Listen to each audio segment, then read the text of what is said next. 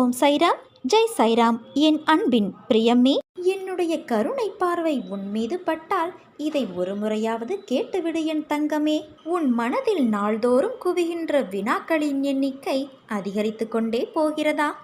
உன் முக்காலங்களில் நடந்த அனைத்தும் உனது மனதில் அதிகமாக வினாக்களை ஏற்படுத்த தூண்டுகோலாய் இருக்கிறது. அத்தனை வினாக்களுடன் எதிர்காலம் பற்றிய படபடப்பு உனது மனதில் உன்னை மறுகச் செய்கிறதை நான் உணர்கின்றேன். அவைகள் யாவும் அர்த்தமற்ற வினாக்கள். உன் வினாக்கள் என்பது உனது தேவைகளுக்காக இருக்கிறது. அது உன்னிடத்தில் நீ வினா எழுப்பாமலே வந்து சேரும். உன்னுடைய சில வினாக்கள் ஆத்மார்த்தமாக இருக்கிறது. இந்த மானுட தேகத்தின் பண்பு என்பதை தாண்டி வரும் கோபம், வெறுப்பு, காயம். தான் பட்டாலும் வலிதான், மற்றவர்கள் பட்டாலும் வலிதான். அப்படி இருக்கையில் ஏன் இந்த வழி ஒருவருக்கு ஒருவர் மாற்றி மாற்றி கொடுக்கிறார்கள் என்ற கேள்விகளுக்கு ஒரே பதில் கர்மாதான். பூட்டிய வீட்டை தான் திறந்து வைக்க முடியும். அதே போலத்தான் வாழ்க்கையில் சில கதவுகள் தாளிடப்பட்டு இருக்கலாம். அவைகள் மூடப்படுவதற்கு அல்ல, வீடு வாசலாய் திறந்து வைப்பதற்கே. ஒரு காயத்தால் தான் எல்லோரும் வாழ்க்கையை புரிந்து கொள்கிறார்கள். காயம்பட்டவருக்கு வலி, அந்த வழியிலிருந்து மீண்டு வர வேண்டும். அதில் அவர்களுக்கு ஏற்படும் அனுபவமும் ஒரு பாடம். வழி கொடுத்தவர் தன் தவறை நினைத்து வருந்தும் காலம் நிச்சயம் இருக்கும். அவற்றால் அவர்கள் சந்திக்கும் வினைகள், அதில் அவர் தன் தவறை உணர்ந்து பக்குவம் அடையும் போது அதுவும் ஒரு அனுபவ பாடம். நாம் என்ன செய்கிறோமோ அதுவே நமக்கு வந்து சேரும். நல்லதோ கெட்டதோ எல்லாம் ஒரே பாதையில் ஏற்படும். இருவழி பயணமாய் இருக்கும், எதிர்முனை பயணம். அந்த பயணத்தை நீ இப்போது முடிக்கப் போகிறாய். இனி எல்லா வெற்றிகளும் உன்னை வந்து சேரும் என் செல்வமே. நீ வெல்வாய், புனிதமான ஆத்மாவாக வாழ்வாய். நான் வகுத்த வழியில்தான் நீ பயணிக்கின்றாய். பயமின்றி முன்னேறு. வரும் தடைகள் எல்லாம் உன் நலனுக்காகத்தான். உன் பொறுமைக்கும் நம்பிக்கைக்கும் கனவிலும் நினைக்காத வாழ்வை நான் உனக்கு நிச்சயமாக அமைத்து தருவேன். நிகழ்காலம் உனக்கு கடினமாக இருந்தாலும் இது நிரந்தரம் என்று நினைத்து விடாதே. நிலைகள் மாறும், காலம் மாறும். உன் அப்பா நான் மாற்றுவேன். நீ எல்லா செல்வ வளங்களையும் பெற்று சீரும் சிறப்புமாய் நிம்மதியான வாழ்க்கையை வாழ்வாய். மனிதன் தன்னைத்தானே செய்விப்பவனும் அனுபவிப்பவனும் என்று நினைத்து கொண்டு முடிவற்ற இடர்பாடினால் தன்னைத்தானே சிக்க வைத்து கொள்கிறான். விடுவித்து கொள்ளும் வழியும் அவனுக்கு புலப்படவில்லை. பாபாவின் பாதத்தில் செலுத்தும் அன்பான பக்தி ஒன்றே ஒரே வழி. நான் உன் அருகிலேயே இருந்து உனக்கு தெரிந்தும் தெரியாமலும் உன்னை தினமும் ஆசிர்வதித்து கொண்டே இருப்பேன். பாபாவினுடைய வழிமுறைகள் ஆராய்ச்சிக்கும் காரணக்காரிய விளக்கத்திற்கும் அப்பாற்பட்டவை.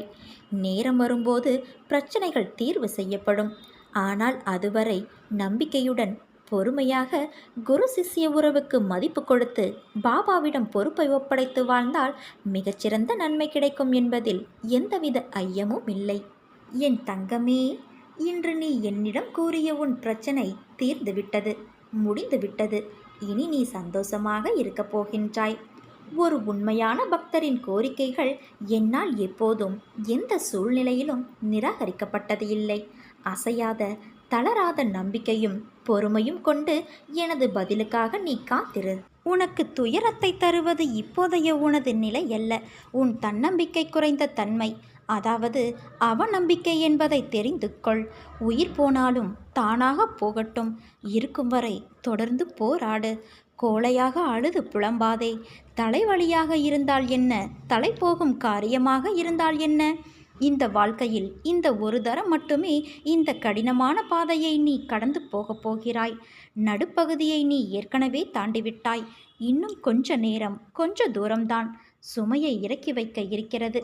இன்னும் கொஞ்ச அவகாசம்தான் இருக்கிறது. அதற்குள் அவசரப்பட்டு விடாதே குழந்தையே. சோதனையை சகிக்கின்றவன் பாக்கியவான். ஏனென்றால் சோதனை காலத்தில் அவனோடு நான் நீக்கமர நிறைந்திருக்கின்றேன். பிரச்சனைகளை எதிர்கொண்டு போராட தயாராகின்றவன் பாக்கியவான். யுத்த களத்தில் அவன் சார்பாக நான் நிற்கின்றேன். இழிவுபடும் போது சகித்து கொள்ளும் நீ பாக்கியசாலி குழந்தையே. அதை புண்ணியங்களாக மாற்றி நான் உன் துயரத்தில் பெரும் பங்கெடுப்பேன். என்னை நோக்கி நீ வேண்டுதல் செய்ய துவங்கிய அந்த நேரத்திலேயே உனக்கு பதில் தரும் வேலையையும் நான் துவங்கிவிட்டேன். அதனால்தான் நீ இப்போது சிறு சோதனைகளை அனுபவிக்கிறாய். இதை நான் உனக்கு பலமுறை அறிவுறுத்தி வைத்திருக்கின்றேன். இப்போது அதை உனக்கு மீண்டும் நினைவுபடுத்துகிறேன். என்மேல் பூரண நம்பிக்கை வைத்து பொறுமையாயிரு. உன்னை நான் ஒருபோதும் கைவிட மாட்டேன். நீ எப்போதும் வாய்மையை கடைப்பிடி குழந்தையே. நீ அளித்த வாக்குறுதிகள் யாவற்றையும் நிறைவேற்ற வேண்டும். விசுவாசமும் பொறுமையும் பெற்றிரு. நீ எங்கே இருந்தாலும் எல்லா நேரங்களிலும் நான் உன்னுடனே இருப்பேன். நீ என் செல்ல குழந்தையல்லவா? என் பிள்ளையே, உன் வாழ்க்கை வறண்ட பாலைவனத்திலிருந்து சோலைவனத்திற்கு மாறப்போகிறது. நீ எதிர்பார்த்தபடி வாழ்க்கை அமையப் போகிறது குழந்தையே. நீ எந்த தவறும் வாழ்வில் செய்யவில்லை என்பதை உனக்காக நான் மீண்டும் தெளிவுபடுத்துகிறேன்.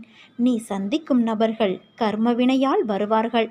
கர்மவினைக்கு ஏற்ப இருப்பார்கள். திருமண உறவு, பெற்றோர் உறவு தவிர மற்ற உறவுகள் வினை தீர்த்து செல்வார்கள். நீ உன் சிந்தனையை என் மீது வைத்து செய்யும் செயல்களால் உனக்கு எந்த தோஷமும் வரப்போவது இல்லை. நீ செய்த புண்ணியத்திற்கான பலனை அனுபவிக்க காலம் நெருங்கிவிட்டது. கிடைக்கும் வாய்ப்பில் மகிழ்ச்சியாக இரு. வாழும் நாட்கள் எப்படி இருக்க வேண்டும் என்று என்றைக்காவது நீ யோசித்து இருக்கிறாயா? அப்படி நீ யோசிக்க ஆரம்பித்தால் உன் வாழ்க்கையில் வெறுப்பையும் வெறுமையையும் உணர்ந்திருக்க மாட்டாயே. வாழ்க்கையில் நினைத்தது எல்லாம் கிடைத்துவிட்டால் உன் வாழ்க்கையின் சுவை எப்படி இருக்கும் என்று யோசித்துப்பார். நீ நினைப்பவையெல்லாம் நல்லதும் இருக்கும், கெட்டதும் இருக்கும். அவைகள் எல்லாம் உன் வசம் கிடைத்தால் நீ திருப்தி அடைவாய். ஆனால் உன்னை சுற்றியுள்ளவர்களுக்கு அது பாதகமாக இருக்கும் என்ற யோசனையே உனக்கு வராது. நீ என்று உன் விருப்பங்கள், கனவு, ஆசை, லட்சியம் என்று வாழ்ந்தால் சுயநலமாய் நீ மட்டும்தான் உன் வாழ்க்கையில் ஒற்றையாக இருப்பாய். ஓசையில்லாத இசை கருவி போல. முதலில் ஏன் இப்படி என்னை படைத்துள்ளீர்கள் என்று என்னிடம் நீ முறையிடுவதை நிறுத்து. உன்னிடம் நிறைய திறமைகள் உள்ளது, ஆனால் அதை செயல்படுத்த தெரியவில்லை. வாழ்க்கையில் உள்ள கஷ்டம் என்ற ஒன்றையே நினைத்து அதில் தேங்கி நின்று முன்னேறாமல் சோம்பேறியாகவும் இருந்தால் வாழ்க்கையில் நீ நின்று கொண்டேதான் இருப்பாய். நேரங்கள், நிமிடங்கள் போய்கொண்டேதான் இருக்கும். வாழ்க்கையில் முதலில் உனக்கு எது தேவையுள்ளது, எது தேவையில்லாதது என்று பட்டியலிடு. தேவையுள்ளவற்றை முன்னே நிறுத்து. அதற்கான முக்கியத்துவத்தை கொடு. அதற்காக உழைத்து போராடு. நிச்சயம் எல்லா விஷயத்திலும் நீ முக்கியமாக திகழ்வாய். உன்னோடுதான் நான் என்ற உன் தந்தை இருக்கிறேனே. என் பரிபூர்ண அருளும் ஆசீர்வாதமும் அன்பும் எப்போதும் உனக்கு உண்டு. நீ ஜெயமாக, நன்றாக எல்லா செல்வ வளங்களையும் பெற்று சீரும் சிறப்புமாய் நல்ல பெயரோடு வாழப்போகிறாய் குழந்தையே. அப்பா, அமைதியான சூழலும் ஆரோக்கியமும் இருந்தால் உங்களை ஆலயத்தில் வந்து தரிசிப்பது என் வழக்கம். ஆனால் அதற்கு தடையாக சில நிகழ்வுகள் இருக்கின்றன என்று வருந்தாதே. உன் மனதில் நீ எழுப்பிய ஆலயத்தில் நான் எப்போதோ வந்து அமர்ந்து விட்டேன். அன்பினால் நீ செய்யும் அபிஷேகம் அனைத்தையும் நான் ஏற்றுக்கொண்டேன். நீ நீண்ட நாட்களாக ஏங்கி தவித்த ஒன்று கிடைப்பதற்கான காலகட்டம் இதுவாகும். அதற்கான முயற்சியை கைவிடாமல் மகிழ்ச்சியாக தொடர்வாய். நீ இந்த வாழ்வை அதன் போக்கிலே வாழ முயற்சி செய். உனக்கு பல உண்மைகள் புரியும். வருடங்களுக்கு முன்பு உன் வாழ்வில் நடந்த குழப்பங்கள் இப்போதும் தீராமல் இருப்பதை நினைத்து வருந்துகின்றாய். என்னை பற்றி கொண்டு மனதை தேற்றிக் கொண்டாய். ஆனாலும் உன் குழப்பங்கள் தீர்ந்த பாடு இல்லை. கவலை வேண்டாம் தங்கமே. இப்போது அது தீர ஆரம்பித்துள்ளது. அதை விரைவில் சரி செய்து உன் மனதை தேற்றியது போல உன் வாழ்க்கையையும் நான் தேற்றுவேன். கவலை, கஷ்டம், துன்பம், குழப்பம், பகை, பிணி, வறுமை இவையெல்லாம் இன்று முதல் உன்னை விட்டு விலகி ஓடிவிடும். வெயில் அடிக்கிறது என்று நிழலுக்காக மரத்தடியில் ஒதுங்கினால் மரம் முறிந்து மேலே விழுவது போல எல்லா இடங்களிலும் துரதிருஷ்டம் உன்னை துரத்துகின்றது. நம் தேவைகளும் ஆசைகளும் நம்மை இப்படிப்பட்ட நிலைக்கு இழுத்து சென்று விட்டன. இதனால் நாம் சிக்கலில் சிக்கிக்கொண்டோம். விதியை நோந்து கொள்வானேன்? மதி சரியாக இருந்திருந்தால் இந்த கதிக்கு ஆளாகியிருக்க வேண்டிய அவசியமில்லையே. குழந்தையே, உனக்கு இளைப்பாறுதல் என்பதே இல்லை. எந்த பக்கத்திலிருந்து எப்போது திகில் தரும் நிகழ்வுகளும் செய்திகளும் வருமோ என்கின்ற பயம் உன்னை சூழ்ந்து இருக்கிறது.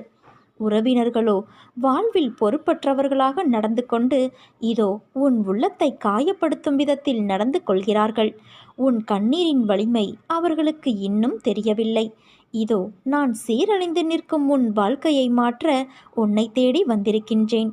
வெகு காலமாக நான் உன் பக்தியைக் கண்டு வியந்து மெச்சித்து வருகின்றேன். நான் அன்பும் கருணையும் இரக்கமும் உருக்கமும் உள்ளவன் என்று உன்னால் கொண்டாடப்படுவேன் என் குழந்தையே. உனக்கு கஷ்டகாலம் முடிந்து விட்டது. புண்ணியம் சேர்ந்திருக்கின்றது. பாவம் விலக்கப்பட்டு உள்ளது. அதனால் நீ என்னுடைய வழிபாட்டை செய்து கொண்டு இருக்கிறாய். இதை தெரிவிப்பதே நன்மையான விஷயம். கஷ்டகாலம் முடிந்த பிறகும் கஷ்டப்படுவானேன்? புண்ணியம் சேர்ந்த பிறகு அனைத்தும் நன்மையாக நடக்கப் போகிறது. நடக்கும் முன் வருத்தப்படுவானேன்? நீ நினைக்கும்போது நான் தரிசனம் தருவேன். கேட்டதை கொடுத்து உன்னோடு இருப்பதை நான் உறுதி செய்வேன். எவ்வளவு பெரிய கஷ்டமாக இருந்தாலும் என் மீது நீ நம்பிக்கை வைக்கும்போது நான் உனக்கு தன்னம்பிக்கையை தருவேன். நடுவழியில் உன்னை கைவிடுவதற்காக உன்னை நான் இவ்வளவு தூரம் அழைத்து வரவில்லை. அதை முதலில் நீ புரிந்து கொள். என் தங்கமே, நீ வேண்டியது இன்னும் நிறைவேறவில்லை என்ற ஆதங்கத்தில் என்னிடம் உனக்கு கோபம். ஏதேதோ பேசுகிறாய். உனக்கு நான் மட்டுமா குழந்தை? கோடான கோடி குழந்தைகள் உனக்கு. நான் இல்லை என்றால் உனக்கென்ன கவலை என்கிறாய்? தயவு செய்து இந்த வார்த்தைகளை இனி உபயோகப்படுத்தாதே. தாய்க்கு எத்தனை குழந்தைகள் இருந்தாலும் எல்லோரும் சமம்தான். நான் உன் தந்தை அல்லவா? நான் உன் தாய் அல்லவா? நான் கண்டெடுத்த வைரங்களில் நீயும் அடக்கம். உன் வேண்டுதல் கண்டிப்பாக நிறைவேற்றப்படும். அதற்கான காலம் கைகூடி வந்துவிட்டது தங்கமே. அமைதியாக இரு.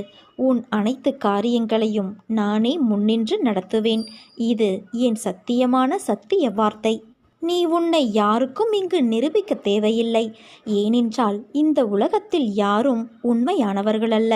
உன்னுடைய எதிர்காலத்தை நினைத்து கவலைப்படாதே. ஏனென்றால் அவை அனைத்தும் என்னுடைய கையில் இருக்கிறது.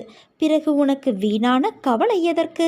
முன்னாளில் இதற்கு மேலும் என்னால் முடியவில்லை என்று சொன்ன பலரும் பின்னாளில் மிகப்பெரிய சாதனையாளர்களாக ஆகியிருக்கிறார்கள். நீயும் அதே போலத்தான் இப்போது சொல்லிக் கொண்டு இருக்கிறாய்.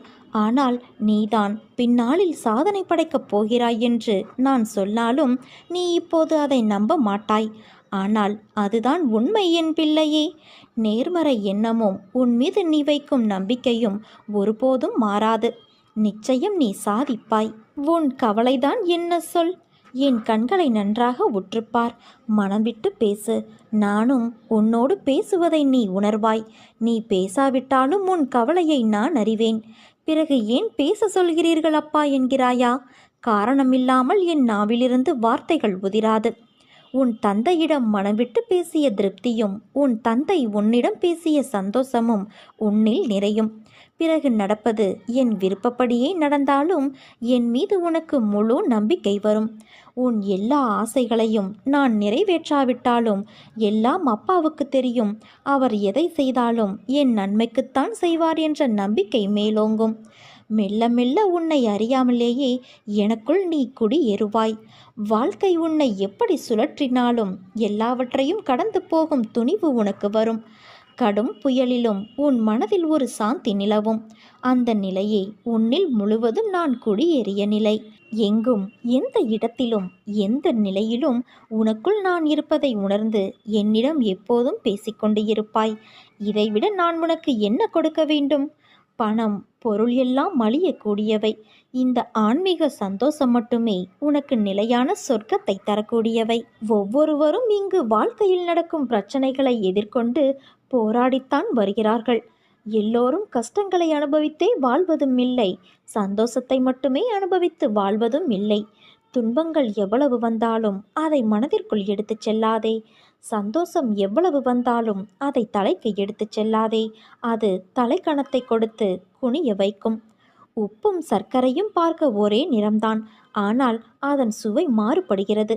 அதே போலத்தான் இன்பமும் துன்பமும் இரண்டும் ஒன்றுதான், ஆனால் அதன் விளைவுதான் உன் வாழ்க்கையில் உனக்கு ஏற்படும் சுவை. பொன்னான புதன்கிழமை இன்று. உன் வாழ்வில் பொன் பொருள் குவியும் நன்னாள் இன்று. வாழ்க்கையில் நீ செய்த தவறுகள் உனக்கு வழிகளை கொடுத்துள்ளன. நீ உனது தவறுகளிலிருந்து பாடம் கற்றுக்கொண்ட அனுபவங்களை மனதில் கொண்டு மீண்டும் இது போன்ற ஒரு தவறை எந்த சூழ்நிலையிலும் செய்யாமல் இரு. வாழ்க்கையில் எல்லாவற்றிற்கும் உணர்ச்சி வசப்படுதல், அழுதல் ஆகியவைகளால் உனக்கு எந்த வகையிலும் உதவி செய்யாது. நீ வாழ்க்கையில் இவற்றை கடந்து எவ்வாறு முன்னோக்கி செல்வது என்பதை குறித்து சிந்தித்து செயல்படு. அதற்காக தேவையில்லாத வழியில் செயல்பட நினைக்காதே. குறுக்கு புத்தி சுயநலமானது, விரைவில் துன்பத்தை கொடுக்கக்கூடியது. குறுக்கு புத்தி இல்லாமலும் கள்ளம் கபடமற்ற நிலை முட்டாள்தனம் இல்லாமலும் இருக்க வேண்டும். நீ புத்திசாலியாகவும் கள்ளம் கபடமற்றவராகவும் மனித தன்மையுடன் கூடிய கூர்மையான புத்தியுடன் இருக்க வேண்டும். என் வார்த்தைகள் மீது நம்பிக்கை வைத்து செயல்படு தங்கமே. நீ நிச்சயம் தடைகளை தகர்த்து வெற்றியடைவாய். இது உன் சாயப்பாவின் என் சத்திய வாக்கு. உன் அம்மா அப்பாவாகிய இந்த சாய்பாபா நான் இருக்கிறேன். எந்நேரமும் உன்னை நான் பாதுகாத்து கொண்டுதான் இருக்கின்றேன். சொத்து சேர்த்து வைக்காவிட்டாலும் பரவாயில்லை. எவர் குடும்பத்தையும் கெடுத்து பாவத்தை சேர்க்காமல் வாழ்ந்து மறைந்துவிடு. ஏனென்றால் சுமக்கப் போவது உன்னுடைய வாரிசுகள். உனது வாழ்க்கையில் நடக்கின்ற அனைத்திற்கும் நீதான் காரணம் என்று எண்ணாதே. எரியும் மெழுகுவர்த்தி கரைகின்றது, அதற்கு நான் தான் காரணம் என்று நெருப்பு சொன்னால் ஒளி எப்படி கிடைக்கும்? அதே போல வாழ்க்கையில் இழப்பு, அவமானம், தோல்வி, துரோகம், கோபம் இவை அனைத்தும் இருந்தால்தான் வாழ்க்கையை நீ கடந்து செல்ல முடியும்.